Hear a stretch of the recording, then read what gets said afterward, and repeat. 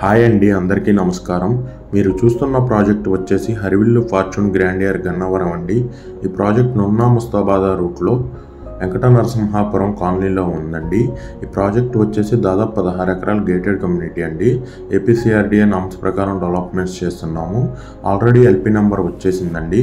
ఈ project location highlights చూసుకున్నట్లయితే NH16 highway నుంచి 2 km డిస్టెన్స్లో ఉంటుంది.